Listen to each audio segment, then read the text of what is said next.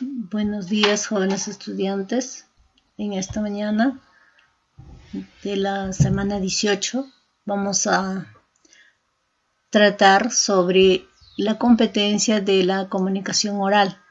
Después de unas vacaciones, ahora vamos a trabajar sobre los textos narrativos, que va a consistir en narrar un cuento tradicional de nuestra comunidad. Para realizar esta actividad, ustedes van a leer un cuento que les damos aquí como ejemplo. Les he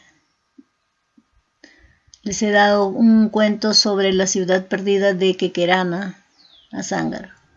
Una historia de un pueblo de Quequerana que está a 7 kilómetros de la comunidad de Pucruyo, oeste de Azángaro, que queda en Puno, ¿no? Sobre las formas de vida, las costumbres, su forma de ser.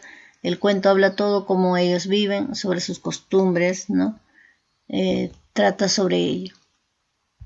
Ustedes van a leer este cuento, ahí está acompañado de dibujos y todo, para que puedan guiarse ustedes cuando construyen su cuento.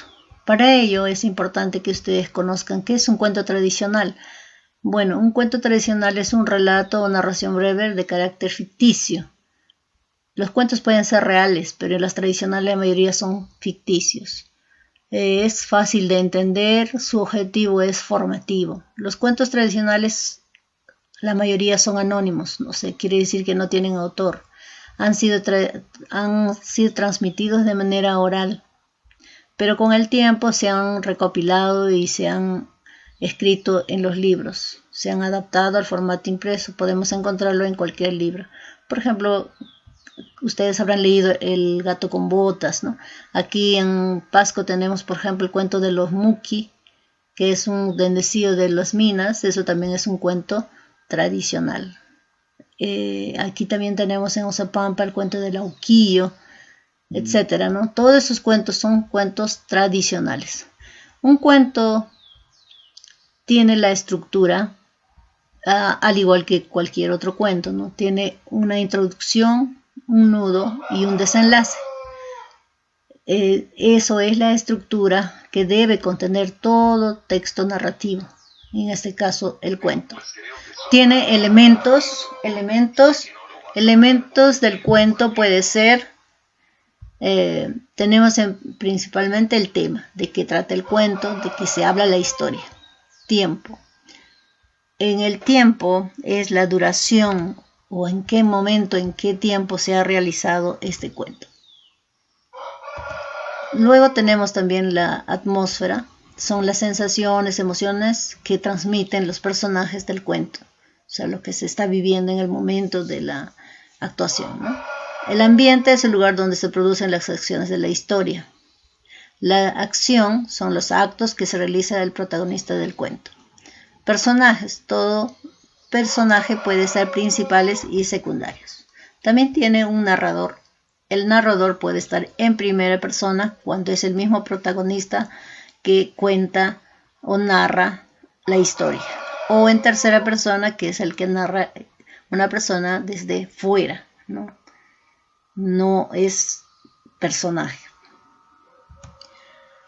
Bueno, jóvenes, ya que han podido observar, ver sobre cómo se estructura un cuento, qué debe tener, qué elementos, cómo debe estar estructurado, ahora el reto para ustedes es que escriben un cuento tradicional de su comunidad y luego lo narren.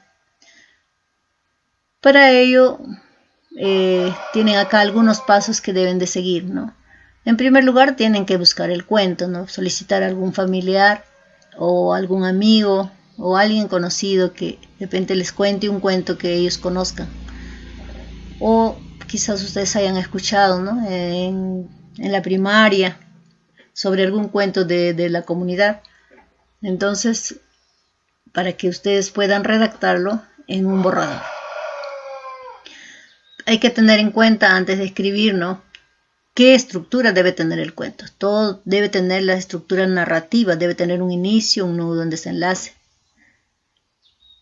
Asimismo, debemos primero escribir en un borrador, en una hoja borrador, ¿no? Para ver todas lo que necesitamos, los instrumentos que necesitamos tener para poder corregirlo luego.